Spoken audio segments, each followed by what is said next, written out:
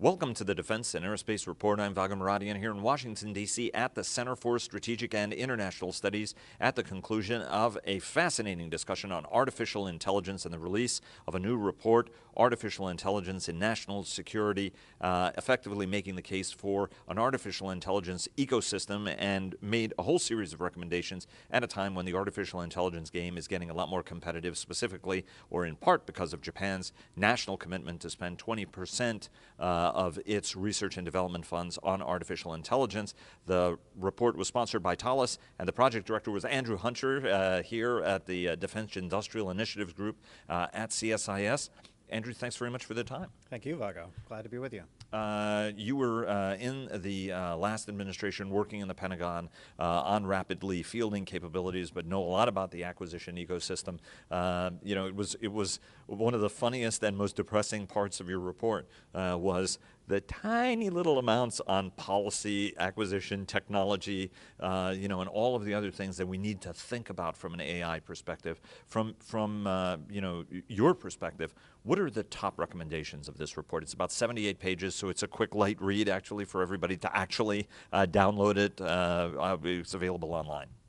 Well, as you point out, we tried to focus on this idea of an AI ecosystem, supporting infrastructure that goes into making AI a practically useful technology for national security. It includes the workforce. I would say actually first and foremost the workforce. People are actually critical to AI, somewhat counterintuitively. It includes the computing processing power. It includes the ability to gather, warehouse, protect, and clean data so that you can usefully feed it into learning algorithms to generate new capabilities. It includes policies and procedures, laws, regulations, the ability to acquire capability, the acquisition system, and the ability to network, because with all the criticality of all this data, if you can't share it around the organization, then you may not be able to use it for some of the more important tasks. So all of these things build together to combine a AI ecosystem that supports the implementation of AI. And if you're weak in various areas of your ecosystem, odds are you're probably going to fail. Your implementation isn't going to work or isn't going to deliver the results you're looking for. Now, the good news for most organizations that are trying to implement AI is that there's probably parts of the ecosystem they can outsource, they can buy from others. One of our recommendations is the government needs to have all those elements of the ecosystem, some portion of it, organic. They need to have the workforce to be able to understand AI, to be able to implement AI, to be able to generate its own AI for various really highly sensitive applications, highly classified applications. And they need to have the policies, they need to have the infrastructure organic. They're still going to reach out to the private sector. Certainly the private sector still has the lead in doing AI research. But they're doing the kinds of things that private sector R&D is designed to do, which is to deliver return on investment. So they're looking at applications that are going to make money, and they're going to make money relatively soon, because that's what they're incentivized to do. The government has the ability, and I think the responsibility, to invest in things that may not have as much of a near-term payoff in AI. And one of the big areas for that is trust, reliability, and security. Do we actually know what the AI is doing it? Why is it doing it? Is it repeatable? Is it something we can depend upon? How will it move and evolve over time? If a learning algorithm proves that it can do something on January 1st, is it going to do it in the same way with the same outcome on March 1st after it's had 2 months of development? It's not clear that we even know how to answer that question yet. So there's a lot of work for the government to do, investments the government needs to make in these areas. Yes, does it do the same thing, especially if it's been binging on code and it's all drunk and doesn't know how to respond? One of the panelists made kind of an interesting point, though, right? And you sort of drove that home about the importance of the government having these capabilities, and that the government doesn't necessarily need a whole bunch of software engineers in order to be able to do that, right? But people who are smart in the field. But one of the other points, which I think Dr. Sparrow made, was, it's interesting that these companies that support AI are truly global in their outlook. And as we saw with Project Maven, Google decided, or folks, the folks who work at Google decided, we don't want to do and support that work on the part of the US government because it could be misused. But as he pointed out, they don't seem to have any problem at all actually working with a dictatorial regime in China that actually uses the internet to stifle free expression, right, at the end of the day. What are some of the challenges that the dependency on these global firms have when the United States is trying to compete and advance its own national security, the United States and its allies are trying to advance their own national security interests that could clash with the interests of these big tech companies that rely on global shareholding, and that China, for example, is a very big market.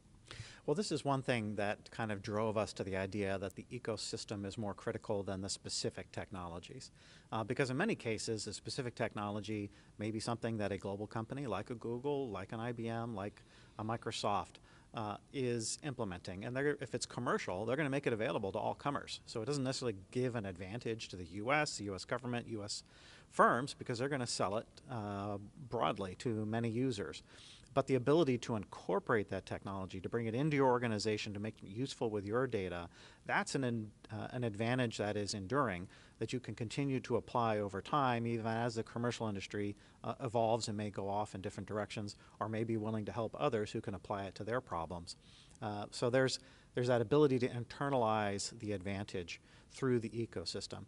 The other piece is a lot of AI is very problem specific, which means, and in fact it came up in our discussion here where one of the analysts was talking about even with the same sensor looking at a building, if it's looking at it from a different angle, a different time of day or different angle, our algorithm may give different results as to whether it says, yes, that's a building, and yes, that building is damaged, which is what the problem they were trying to solve, depending on what angle it's looking at. That's with the same sensor, everything being the same, but just a different angle of picture. Well, now imagine, what if I had a different sensor? Now my algorithm may be completely useless. It may generate nothing of use. So there's a real problem with a lot of these algorithms is they aren't easily transportable to a different problem set. But the advantages of the ecosystem, I would argue, are transportable because they're fundamentally strengths of the organization and of the people in the organization. And that's one reason why I think it's still critical to work with companies. I think the US government is still going to work with Google on some things and not on others. And Google may make up its mind to work with the Chinese government, or it may change its mind about that over time. But the ecosystem and the advantages that flow from it are more enduring. What are the people have a tendency of saying, like, okay, China is going to spend 20% of its research and development budget. It's an authoritarian country, so you can align these interests a lot better, whether at the university level, whether at the state-owned concern level, whether at a leadership level, perhaps not as squeamish about the application of that technology from an ethical perspective as we might.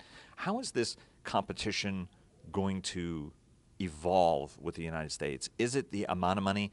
I remember the last administration saying, hey, the big technological discriminator will be AI. Critics of that approach said, hey, if the Chinese start to do the same thing, they're actually going to end up farther ahead of us. What is the state of AI? Do people in it understand fully from a leadership standpoint about what it means?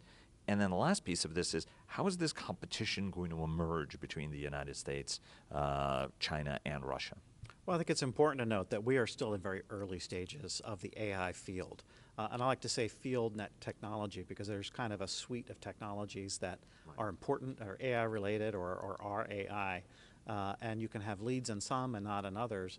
And ultimately, that may not generate an enduring advantage at the national level for anybody in particular.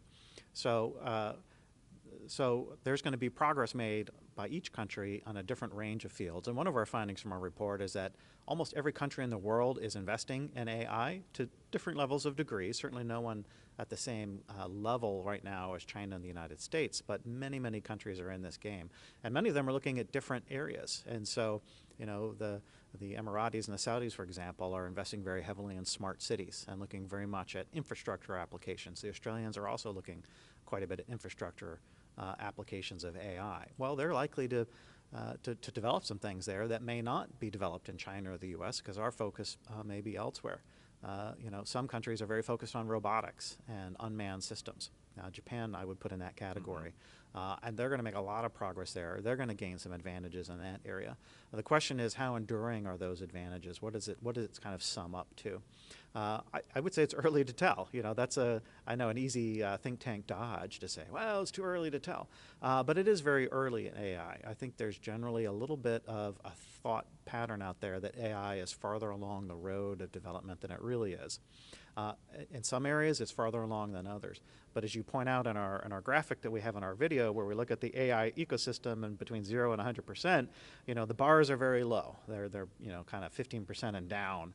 Now, of course, we sort of made that up. At policy, I think you were like 3 or 5 or something like that. And we sort of made that up, but it illustrates the findings of our work, which is that we are in very early days, nascent stages in a lot of these areas.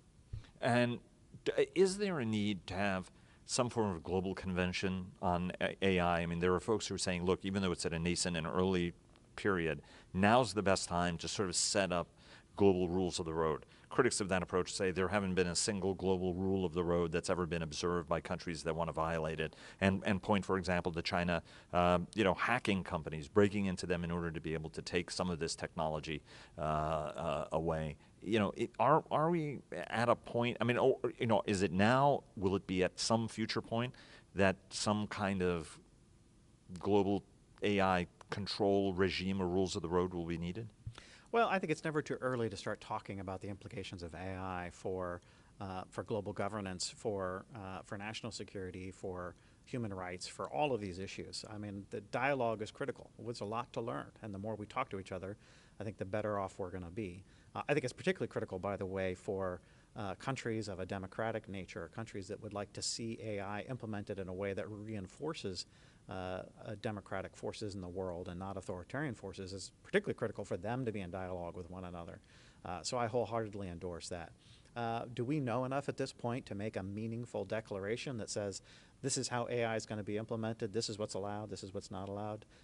No, we're not really at a position where we can intelligently do that. And even if by some miracle we were be able to answer that question, right now, if you then say, okay, and so is the AI that we're developing compliant with that policy and guidance or not? We can't answer that question.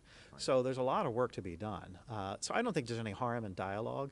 I think at this point a really highly specified treaty agreement is probably premature. I don't fault at all the folks who are wanting to promote the conversation. And like I said, I think it's particularly critical for democratically minded countries to be in dialogue with each other about this and thinking about it as they each independently work towards AI.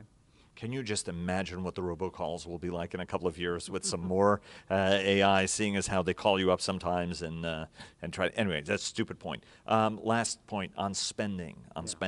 No bucks, no Buck Rogers at the end of the day. Everybody focuses on the amount of money China spends. The United States, it's worth pointing out that the Department of Veterans Affairs budget is actually larger than the Chinese on paper budget, at least if the Economist is to be believed with that statistic. How much more does the government have to spend, and how does the government have to spend it? What about state and local levels? We talked to Alan Pellegrini. One of the challenges was, why did they set up something about AI in Canada and Montreal? Because the ecosystem was there. Tell us a little bit about, from a policy level, from a spending perspective, how much of this is about the spending, because the government picks winners and losers every single day. But it starts with that investment. It starts with the government sort of getting in there, whether it's at academic institutions, whether it's through partnerships with industry or direct, here's my problem, here's the funding to solve it. Where does that amount of money, and how does the focus need to be changed? So it's an amount of money and a focus question.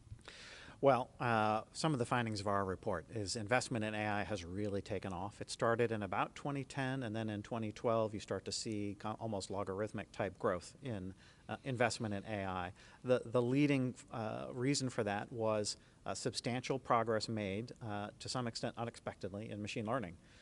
And the ability of those algorithms to start generate really meaningful and useful results in things like speech recognition, translation, image recognition, pattern recognition. That has really exploded, and the dollars follow. The private sector is far and away the biggest investor in AI. Having said that, the U.S. government is a big investor as well, approaching $4.5–5 billion annually in AI and AI-related technologies. Now, the AI-related may be the bigger share than pure AI, but one of the findings of our report and our idea of the AI ecosystem is that AI-related piece can be the determining factor between success and failure. So I think those investments are important. So the government has a unique role to play. I think particularly when it comes to national security, investments by the government in understanding, validation, and verification of AI, how to do trust and security of data and of AI algorithms, and how to explore what AI explainability means and how we can understand how these algorithms actually work and whether we can live with the way they work, especially when we're engaged in high consequence missions. There's also areas of the AI field that have maybe been a little underinvested because everyone is in love with machine learning for good reasons. It's delivering results. But there's other areas of the field that probably have fallen out of favor. But in many cases, the worm will turn, and some of those other fields will end up being pretty important. So I think it's good for the government, to some extent, to spread its bets and counterbalance the rush to judgment that there's one approach to AI that's clearly superior, when at this stage, we know enough to know that there's great results coming out of machine learning. We don't know enough to know that it's the answer to all our problems. Andrew Hunter, here at the Center for Strategic and International Studies, the project director of the new report on artificial intelligence and national security, sponsored by Thales. Thanks very much, Andrew. It's always a pleasure. Enjoyed it.